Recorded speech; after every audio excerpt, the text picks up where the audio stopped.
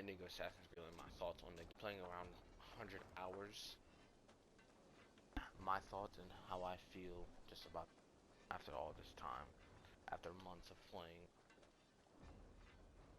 But I would say offer. I want to get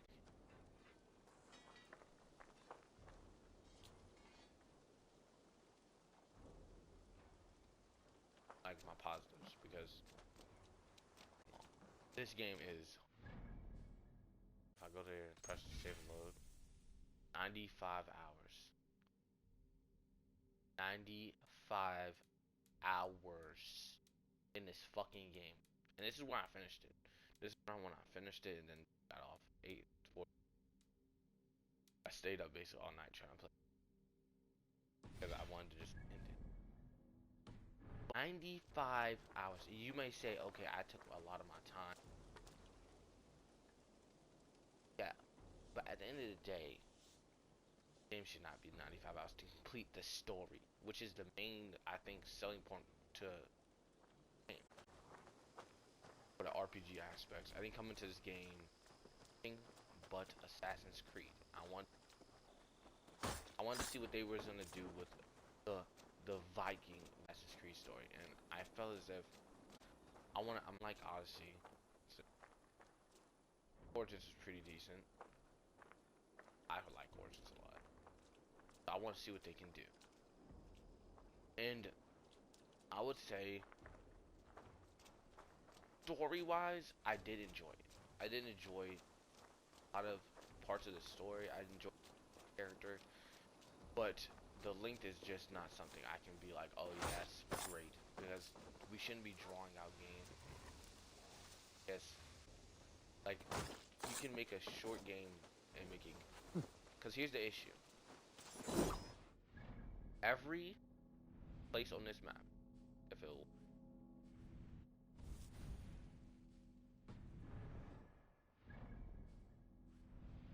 every place on this map, every location, Snottingham, Yorkshire,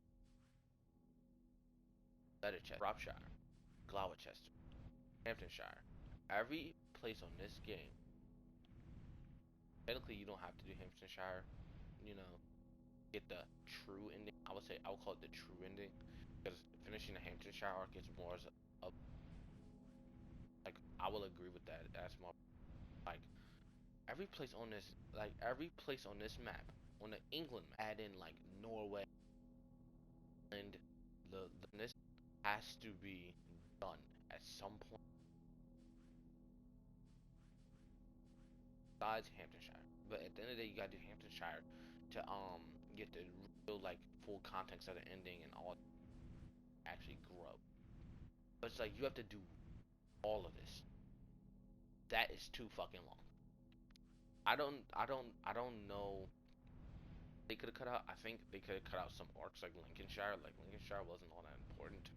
Like of course it goes to the arc of building base in England and pacifying all of England, but I don't think you know what I mean like Shropshire didn't need a whole arc. I enjoyed the good arcs, but I think you can merge these two together. Essex didn't need to be a whole arc. Like but every arc is around 3 hours, and it's just like 16 arcs. Just I think England 16 places. I don't know. That's just a ballpark. But around about like 20 arcs you have to do to get the full context of the story.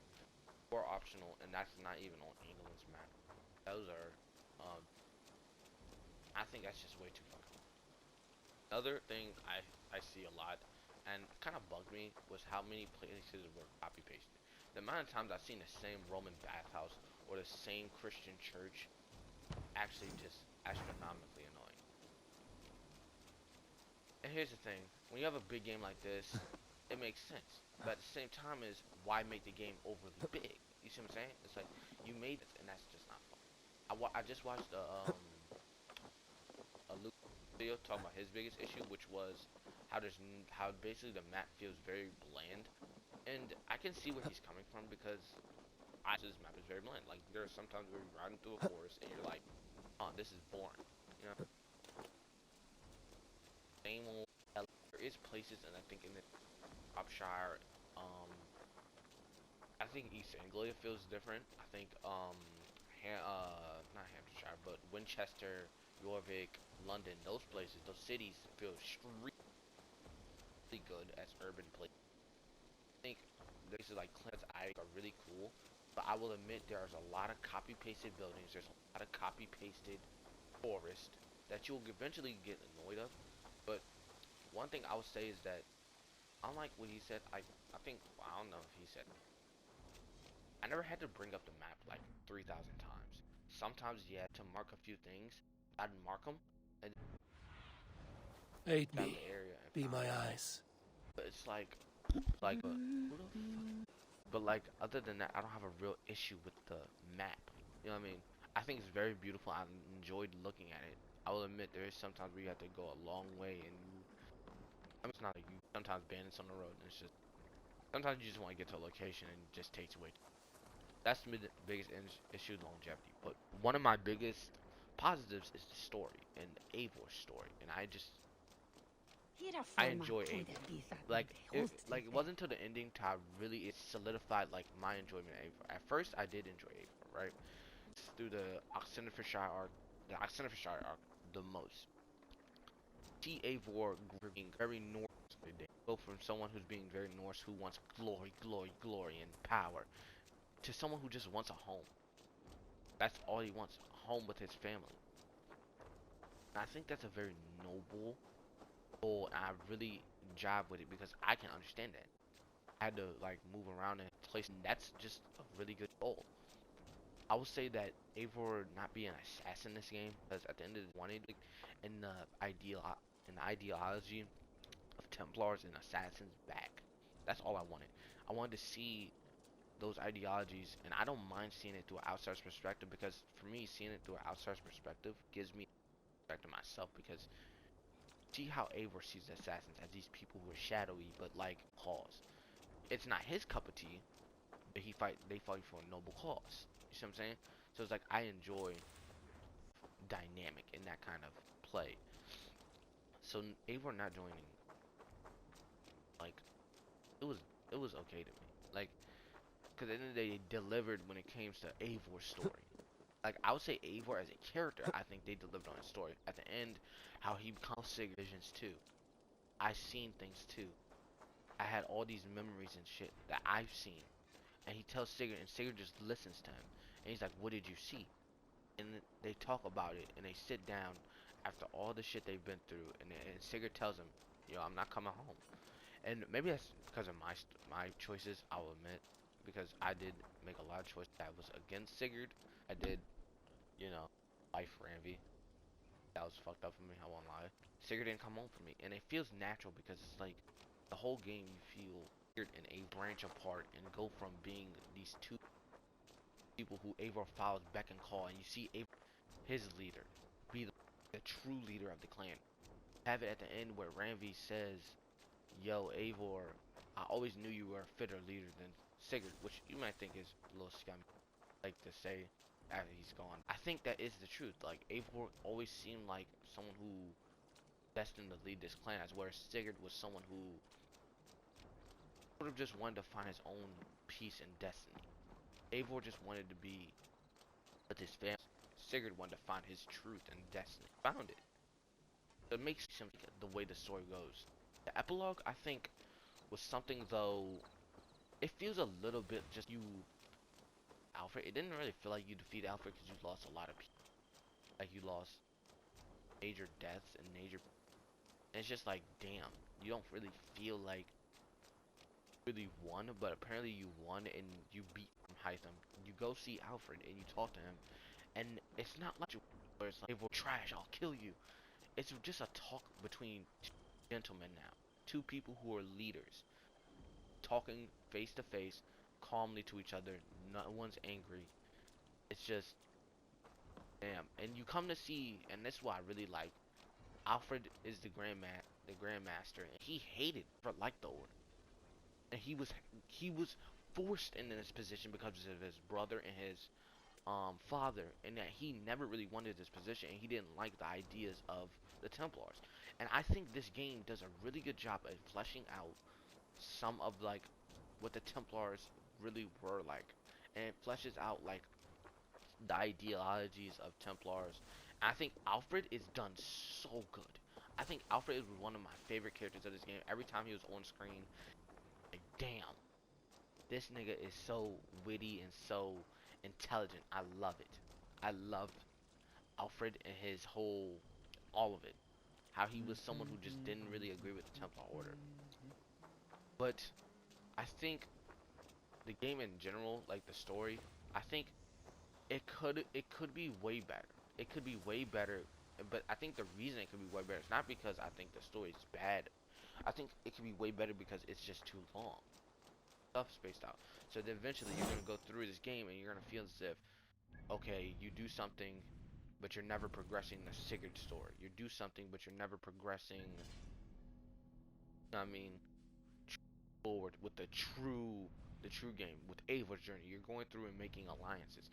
And so, if I was to say this game, break it into arcs, I would say it's the England arc with the alliance map. There's the Eivor arc, and the Sigurd and like the true Isu arc, where like they find out their truth and that they're reincarnations of two, I guess, Isu gods. I don't know much about Isu lore. I'm not gonna speak on like Isu, but I'll say like the way this game is interweaved, and I'll say the modern day ending is really good. I do like the modern day ending and how it like and how this game kind of just ties into so many things. Like, of course, I didn't play every Assassin's Creed. Like, I don't know much about two, the earlier games. Like, I didn't play one, so it's like I can't really speak on everything. But I would say like going around the community and seeing so many people excited to see all it's really interesting in that they don't really spoon feed you. They're like, yeah, if you understand the reference, there's a reference. I'm pretty sure in Finland there's a reference to Assassin's Creed 3. So it's like, damn. And then at the end it's a reference like there's a reference to I don't know which game it is, but give herself and she's just like, we're gonna find an ending together. And she dies and she gives up everything just to find a solution for the world. And I think that modern day was really done better than anything has been in years. But these are just my thoughts. These are just how I'm feeling after playing the game. Like maybe eventually I'll come to not like some things more. I might have more gripes. But as it stands now, I think Valhalla was worth. I mean, I paid like $45 for it, so I got no sale. But like, I think it was worth my money. I think the only issue is that this game could have been polished more. This game could have been handled better. Faster. This game could have just done things way better. Because 95 hours is not something I want to put into a story game. And you might call this, or you might say this is not a story game. But to me, I came in for the story. Having to play 95 hours to just finish the story is a little bit excessive. I will say that I did defeat every member of the Order. Fighting the Zealots was fun. Like, I wouldn't say they were crazy or nothing. They were just these big brooding. And at first they were annoying because I didn't have many skills unlocked. But then once you unlock skills, they become really a wash. Like, I forgot which one I beat it. That was 340. But once you start defeating them, they become real easy. But one thing I'll say I didn't like is how only two of the members on this main, like, I forgot what they're called. What are they called? Magisters. They're called Magisters. Only two of these members, which was Fulke and Gorm, really got big story quests and really felt like fleshed out characters. These other three were just just trash. I think they were basically just like grunts. And I didn't like that compared to Alfred, Fulke, and Gorm. Like even Gorm has like some fleshed outness to him. I don't know if that's even a, but I'm gonna use it. But I like how a lot of characters feel fleshed out, and even some of these characters like um are in arcs. But it's like when it comes to these magisters, only two of them were decent. I think Fulke was done really well, and then Alfred is being Grand Magister was predictable, but it wasn't bad. Predictable. Like there's times sometimes where predictability can be garbage, and sometimes where it's not. But I think overall this game was pretty good. I enjoyed it. I think the gear system, RPG systems, didn't really hinder me too much. I do like how they made the game very much like you can run whatever gear you want. Like for the longest, I just ran Raven, the Raven gear, most of the Raven gear, until I really got some better gear and gear that I aesthetically liked. I like how you can just do that, and so it just feels like a game where like you can punch up at enemies, you can do whatever really you want, take it how you want. It's just a super long game, and I think that's you know like I can deal with samey buildings, I can deal with samey interiors, I can deal with all of that. But the length of a game, that's just tiring, dude. As someone who has a lot of things to do, a lot of other games you want to play, like Genshin or COD or like Rocket League or other just other games in general, like it gets to the point where you're just playing the game, you're just like humming the fuck on up. You know what I mean? So that can get annoying. But other than that, I think that this. I'm not gonna tell you what to buy because that's not my job. I don't really want to tell people what to buy. That's just never been something I'm interested in. I'm more interested in telling you my thoughts and what I went through, like when playing the game. But that's it. And I think that's just all I have to say. If you enjoyed the video, please give it a like. Right? Tell me why. I am. I'm not one of those people who's Assassin's purist. By the way, I just want to give y'all that. Like, I'm not one of those people who's Assassin purist. I'm not one of those people who only believe in the old ways of the game. But I will say something is that I watched a lot of people's videos like Laser, a lot of people who are just Assassin's Creed YouTubers, and I would say that I can see where like a lot of their issues lie. You know what I mean? Like not playing an assassin, like yeah, I admit that gets annoying because it was very interesting to see like the aspects of people, like different people like becoming members of Assassin, how they dealt with it, like Arno and all these people. But I would say, as a game, like Assassin's Creed game, it's a mediocre game. As a game itself, I think it was pretty good. Like in terms of assassins, I'll admit there's not many. There's Hytham and Bassam, and you're not one, so it's like that's it. Like if you want a lot of assassin and just there's assassins here, there's assassins here. We're in the Brotherhood. You're not gonna get that here, and that sucks. You know what I mean? That kind of sucks. But like I think the game makes up for it with Eivor's story, the Isu, the modern day, and other things. So like, if you're one of those people who don't mind not playing Assassin, this game might be for you.